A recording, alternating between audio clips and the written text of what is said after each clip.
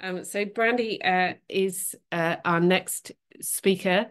Brandie was nominated in our Equality and Diversity category of the West Country Women Awards. It's been brilliant to have you involved. Thank you so much. Brandie has been she's had an eclectic mix of careers, which it appears that she excels at every single one of them. She was the first female MD to hold MD role at the Marco Pierre White restaurants. She's moved into the NHS. She's presently the only Black female NHS primary care super partnership CEO. She has given up her time to talk to us today about facets of diversity. Brandie, really, really lovely to see you. I know you want us to run a video. Do you want us to run it straight away, or would you like to say hello first? I would love to say hello and especially to say thank you, Emily. Follow that. No, great story. Alexis, thank you for having me here. Happy to run the video and then we can carry on. But thank you for having me here. And hello, everyone. Video? No, I'm doing it. Are we doing I it? hope I'm Stand doing by, it. everyone. Like, we have to always be extraordinary. But somehow we're always doing it wrong. Like, you have to be thin, but not too thin. And you can never say you want to be thin. You have to say you want to be healthy, but also you have to be thin. You have to have money, but you can't ask for money because that's crass. You have to be a boss, but you can't be mean. You have to lead, but you can't squash other people's ideas. You're supposed to love being a mother, but don't talk about your kids all the damn time. You have to be a career woman, but also always be looking out for other people. You have to answer for men's bad behavior, which is insane, but if you point that out, you're accused of complaining. You're supposed to stay pretty for men, but not so pretty that you tempt them too much or that you threaten other women, because you're supposed to be a part of the sisterhood, but always stand out and always be grateful.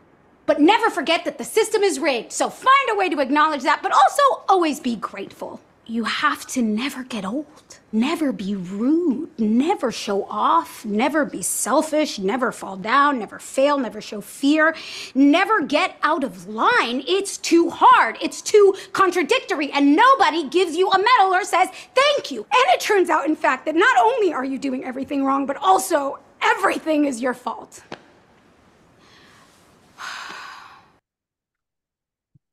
Wow, what a speech.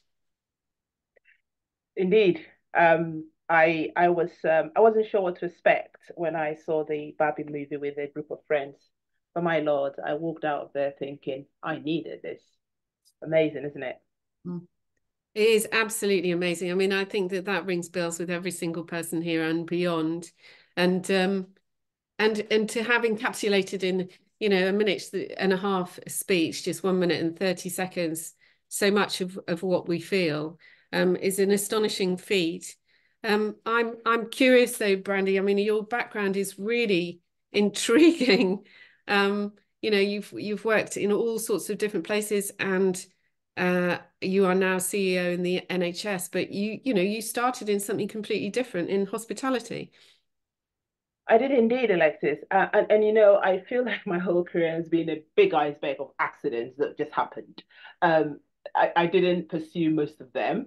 It's just I was always almost at the right place, at the right time, talking to the right people and having those right conversations. But I have to say, though, although it all happened by accident, um, if you could see the mastery that I have to apply to everything that I do, everywhere I go behind the scenes, before I'm able to actually make it happen, it wouldn't seem wonderful after all. It really wouldn't. But you're right. I started off in hospitality. I've worked in hospitality, retail, aviation, healthcare, and I hold three non-exec director roles in sports leadership as well. So that's 5 sectors. And I went straight from uni into hospitality because I had a Saturday job in hospitality and I carried on and then moved on and chose these different sectors along the way.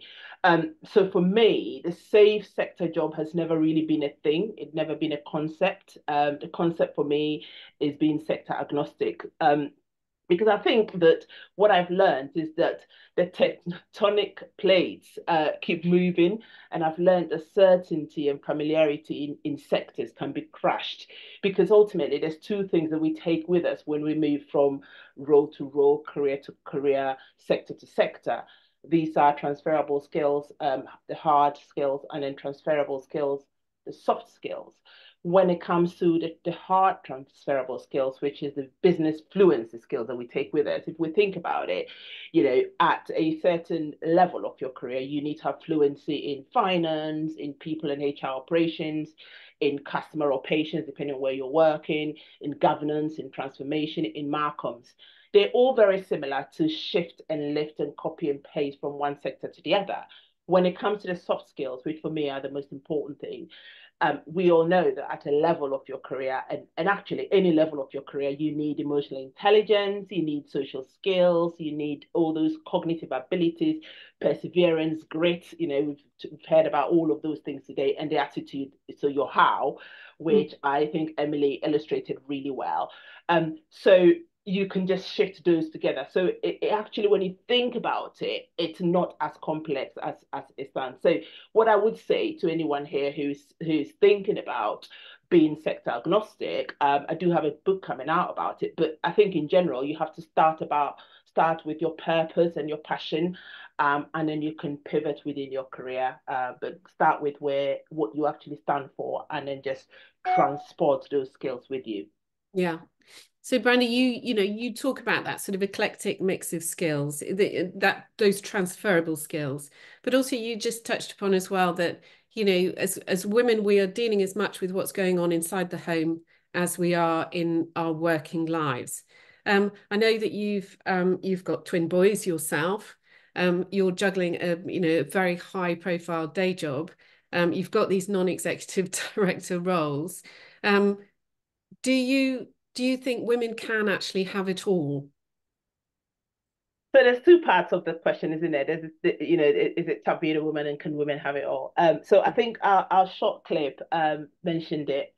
So America Ferrera said, and that's my favorite in the Barbie movie, actually. We have to be extraordinary. You're supposed to be a mother, but you can't talk about your kids all the damn time, all of kind of yada yada conversation that she talked about.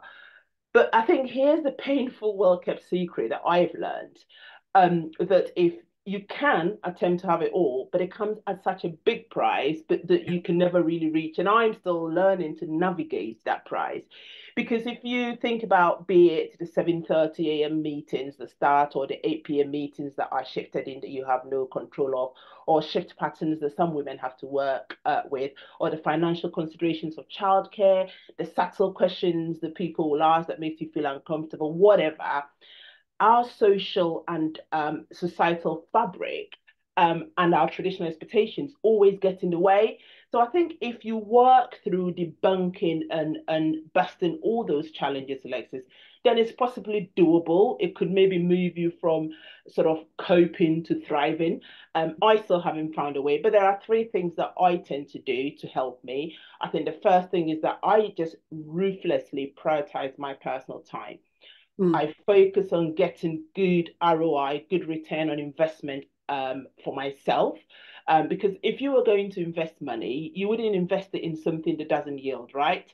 So I want to choose who I give my time to, and I don't want negative return. So I don't feel uplifted, and I don't feel connected, and I don't feel positive and inspired around certain places and certain people. And so I don't give my energy to that. I want to be around people that uplift me, like we're doing today. I've chosen to use my time to do that, to feel positive and connected. So ruthlessly prioritizing my personal space is really important to me. Then I think the second thing is that I manage my own expectations and timelines really well. I've accepted that failure can be an opportunity. So I fail a lot, and I'm cool with that. I have decided that done is better than perfect. So I don't go for perfectionism. I just get stuff done, because if I go for perfectionism, I just procrastinate stuff. So I think that you don't have to have it all. You can ask for help. I ask for help a lot. I ask for favors a lot. I outsource a lot of my expectations out. And I think the final piece for me is self-care is a priority. Yes. Learned to love myself first. I don't feel guilty about it. I don't feel no pressure on it. I spend my spare energy on moi because I have to create that inside time, manage my boundaries really well, because I think the boundaries define my limits and protect my inner space. So I really manage it well. So I guess those three things help me. In terms of, is it tough being female? Well, are we talking about the fact that sometimes there's unconscious bias, there's unequal pay, there's difficult expectations, the career limiting advancement opportunities, gender-based casual cruelty, likability paradox, can I have a beer with that woman? If not, then I won't hire them. All of those kind of things, goes on and on. So yes and no. No, because I don't know anything else but being a female leader, and I have to work through it. Yes, because actually there are situations that I have experienced and live through every day as a female leader that have helped me discover loads of stuff about myself. Broken rank, glass ceiling, glass cliff, everyday visible barriers, you name it. And so for me, it's actually great. Throw more, bring it on, and then we will navigate towards that. Brandie, thank you very much. I'm so sorry that we haven't got much more time to give you. In fact, much more time to give all of these speakers. I feel that we ought to arrange like something different to give people longer to speak, but amazing takeaways from what you've had to say. Done is better than perfect. I love that. And I buy into this idea of chasing the failure, because the failure and once you've failed, that's your learning process, that's your step up. And every single no is closer to your yes. So I really love that. Thank you very much. And this idea that self-care is a priority and your own return on investment in yourself is going to help you and everything that you're doing and your family to grow exponentially. So Brandie, I'm so sorry that we haven't got more time for you. Really amazing. Please come back and speak again. I think we're going to, taking away that thing of you don't have to have it all, or as I suppose Michelle Obama, wasn't it, who said, you don't have to have it all right now. You can have it all, but maybe not all at the same time. So thank you. Absolutely, absolutely. Pleasure to be here. Thank you. Really, really lovely to see you. Thank you.